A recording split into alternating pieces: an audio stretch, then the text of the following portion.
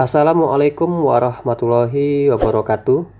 Bapak Ibu Kepala Sekolah yang saya hormati, kali ini saya akan menjelaskan terkait surat yang dikirimkan Kepala Dinas Pendidikan Kabupaten Ogan Komering Ulu perihal pengusulan kegiatan DAK Fisik Bidang Pendidikan Subbidang Sekolah Dasar tahun 2023. Saat ini, usulan kegiatan DAK Fisik tahun 2023 sedang dalam masa penginputan usulan kegiatan di dalam aplikasi Krisna. Pada proses input usulan kegiatan pada aplikasi Krisna, operator aplikasi wajib mengupload data-data pendukung, yang mana operator tersebut berasal dari Dinas Pendidikan ya. Pada saat penginputan, operator membutuhkan data pendukung, yang mana data pendukung tersebut adalah berasal dari sekolah pengusul. Atas dasar itulah, Dinas Pendidikan mengirimkan surat sebagaimana yang dijelaskan di atas. Sebelum masuk dalam penjelasan isi surat, perlu saya jelaskan bahwa usulan kegiatan DAK Fisik tahun 2023 dikelompokkan ke dalam 3 jenis, yaitu kegiatan rehabilitasi, kegiatan pembangunan, dan pengadaan barang, yaitu peralatan teknologi, informasi, dan komunikasi atau TIK, yang mana masing-masing kegiatan mempunyai syarat tersendiri. Mari kita lihat ketentuan-ketentuan dalam pengusulan DAK Fisik tahun 2023 pada isi surat. Kita lihat pada poin 1 ya. Poin yang ini ya. Kegiatan yang diusulkan adalah kegiatan yang sesuai dengan rincian menu kegiatan DAK Fisik Bidang Pendidikan Subbidang Sekolah Dasar tahun 2023, daftar rincian kegiatan atau format usulan terlampir. Jadi yang diusulkan itu hanya pada sebatas formulirnya ya, yang sudah kami lampirkan itu ada 16 usulan. Nih ya, nomor 1 sampai 16 ya. Ada rehabilitasi mulai dari ruang kelas, toilet, perpustakaan, ruang guru, ruang UKS, ruang laboratorium, komputer, ruang laboratorium IPA, rehabilitasi ruang kepala sekolah, serta ada menu pembangunan ya, yang mana tahun kemarin tidak ada. Sekarang ada ya, pembangunan ruang kelas baru ya, di poin nomor 9 itu sekarang ini sudah dimunculkan. Kalau tahun 2021 itu tidak ada. Pembangunan toilet, pembangunan ruang UKS, pembangunan ruang perpustakaan, ruang guru, ruang lab, ruang pusat sumber pendidikan inklusif, dan terakhir pengadaan barang yaitu pengadaan peralatan TIK. Jadi untuk yang bisa diusulkan hanya yang ada di kolom ini ya. Bapak Ibu tinggal mengisi saja di kolom volume ya. Satuan sudah ada. Selanjutnya ke poin yang nomor 2 ya, yang ini. Usulan kegiatan rehabilitasi prasarana mengikuti ketentuan sebagai berikut. Jadi ini jika Bapak Ibu mengusulkan kegiatan rehabilitasi ada 3 ketentuan ya. Yang pertama, A. Sudah dilakukan verifikasi kondisi bangunan atau analisis kerusakan oleh Dinas Pendidikan dan bekerjasama dengan Dinas Pekerjaan Umum dan Penataan Ruang melalui Dapodik. Jadi usulan ini hanya bisa diusulkan oleh Bapak Ibu yang sekolahnya sudah dilakukan verifikasi ya, yang sebelumnya operator sudah dipanggil ke Dinas Pendidikan untuk menginputnya di aplikasi Dapodik.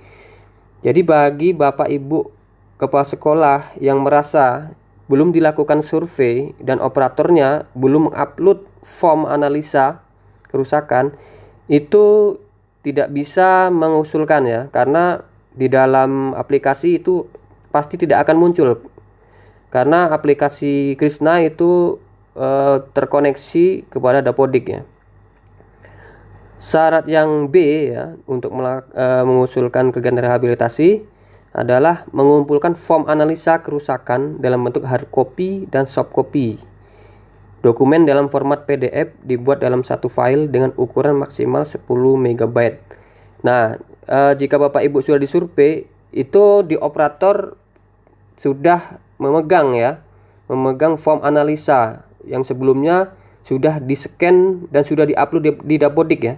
Jadi itu juga nanti dikumpulkan dalam bentuk hard copy dan soft copy. Untuk soft copy-nya itu silakan di-scan dan dijadikan analisa kerusakan itu kan terdiri dari beberapa halaman ya, itu dibuat ke dalam satu file saja. Jadi digabungkan ya, atau istilahnya itu dikombine jadi satu file. Jangan dibuat per halaman terpisah-pisah, tapi disatukan menjadi satu file dengan ukuran maksimal seperti yang tertera di situ ya. 10 MB ya. Jangan terlalu besar karena itu sudah ketentuan dari aplikasinya.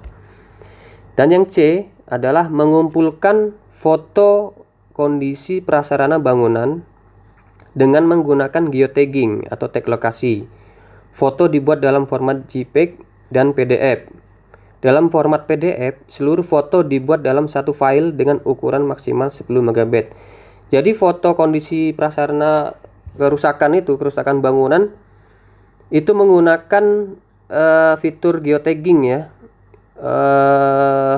Saya sudah men-share melalui channel YouTube bagaimana cara mengaktifkan fitur geotagging. Nanti saya akan share ulang di grup. Jadi foto itu dikumpulkan menjadi satu dalam format geotagging. Setelah itu di-convert foto-foto tersebut ya, misal ada 5 foto, itu 5 foto itu di-convert menjadi PDF dan disatukan atau dikombin dalam satu file saja untuk yang PDF. Tetapi untuk yang JPEG, untuk hasil fotonya itu biarlah sebagai foto tersendiri ya.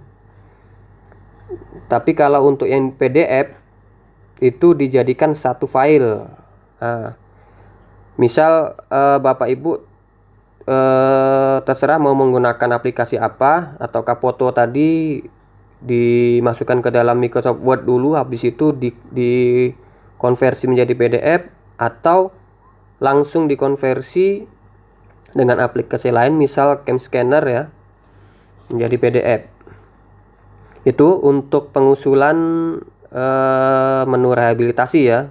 Jadi intinya jika Bapak Ibu belum dilakukan verifikasi kondisi bangunan oleh Dinas Pendidikan dan Dinas Pekerjaan Umum, itu belum bisa mengusulkan menu rehabilitasi. Selanjutnya poin yang ketiga ini, usulan kegiatan pembangunan prasarana mengikuti ketentuan sebagai berikut. Ini khusus untuk menu pembangunan ya. Mempunyai ketentuan.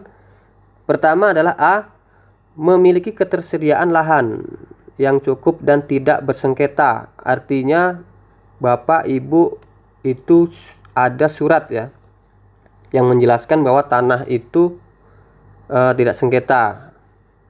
Misalnya bukti kepemilikan tanahnya ya, apakah surat hibah atau akta tanah atau sertifikat ya.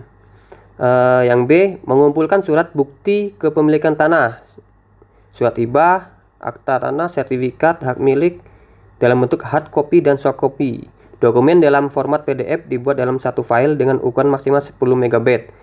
Nah, seperti yang saya jelaskan bahwa sertifikat atau surat tanah itu biasanya tidak satu lembar ya, ada beberapa lembar, itu Anda scan dijadikan satu file dalam format PDF ya, maksimal 10 MB. Misal ada 5 lembar surat itu, 5 lembar itu dijadikan satu file ya. Jangan dibuat halaman 1 satu file, halaman 2 satu file, jangan seperti itu, tetapi dibuat menjadi satu file saja.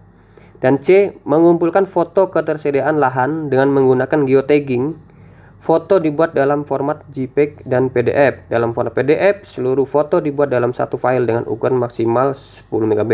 Ini sama seperti yang di atas ya, hanya saja di menu pembangunan itu yang difoto itu lahan, ketersediaan lahannya. Jadi lahan kosongnya itu ada apa enggak, itu silakan difoto dengan menggunakan geotagging. Setelah itu dikumpulkan dalam format JPEG dan dalam bentuk PDF juga. Jadi dua ya, ada JPEG dan PDF. Yang PDF fotonya digabungkan menjadi satu. Yang keempat itu usulan pengadaan peralatan TIK ya, Teknologi Informasi dan Komunikasi, yang memiliki ketentuan A, memiliki ruang atau bangunan yang dapat digunakan untuk pemanfaatan dan penyimpanan peralatan teknologi informasi dan komunikasi. Jadi menu ini Bapak Ibu yang dapat mengusulkan pengadaan peralatan TIK itu harus sudah memiliki ruangannya, ruangan yang akan dipakai untuk pemanfaatannya ya. Selanjutnya yang B, mengumpulkan foto ketersediaan ruang atau bangunan dengan menggunakan geotagging atau tag lokasi. Foto dibuat dalam format JPEG dan PDF. Dalam format PDF, seluruh foto dibuat dalam satu file dengan ukuran maksimal 10 MB. Itu sama seperti yang sebelumnya ya. Hanya saja yang difoto itu adalah ruangan ya. Ruangan atau bangunan untuk tempat pemanfaatan dan penyimpanan peralatan TIC-nya. Itu. Yang kelima, dokumen kelengkapan usulan dalam bentuk hard copy dijilid dengan ukuran sebagai berikut, dengan urutan sebagai berikut, maaf ya. Itu pertama cover, selanjutnya surat permohonan kepala sekolah, ketiga atau C ada profil sekolah, sarana prasarananya ya, yang berasal dari Dapodik. Yang keempat D itu form usulan kegiatan DAK fisik. Form usulan yang ini ya, jadi nggak usah dirubah-rubah. Form ini bentuknya seperti ini saja. Saya sudah share dalam bentuk Excel ya, tinggal isi saja, tinggal ganti nama ini, nama kepala sekolah ya, sama NIP-nya. Terus Bapak Ibu tinggal isi volumenya, misal rehab ruang kelas itu misalnya 4 ruang, di sini tulis 4, itu aja. Jadi tinggal diisi terus diganti, Bapak Ibu tanda tangani, langsung dikumpulkan. Nah, ini formnya ya. Yang ini formnya yang ini. Yang dalam bentuk Excel sudah saya share.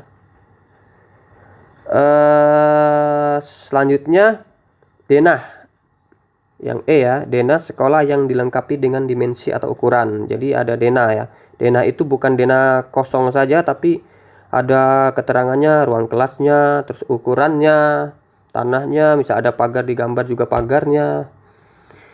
Jadi sesuai dengan kondisi di sekolah. F, form analisa kerusakan. Ini bagi yang satuan pendidikan yang mengusulkan rehab ya. Kalau tidak mengusulkan rehab atau belum dia lakukan verifikasi analisa kerusakan, itu tidak perlu mengumpulkan ini, karena pasti Bapak Ibu itu tidak memiliki ini. Selanjutnya yang G itu surat bukti kepemilikan tanah, surat hibah, akta tanah, sertifikat hak milik, fotokopi ya. H, foto kondisi prasarana atau bangunan bagi satuan pendidikan yang mengusulkan rehab. Jadi ini dalam bentuk hard copy-nya, yang soft copy-nya kan dibuat dalam bentuk JPEG dan PDF seperti yang dijelaskan di atas ya. I, foto ketersediaan lahan bagi satuan pendidikan yang mengusulkan pembangunan prasarana. Ini hard copy-nya ya. Selanjutnya 6, dokumen kelengkapan usulan dalam bentuk soft copy dibuat dalam satu folder dan diberi nama satuan pendidikan masing-masing.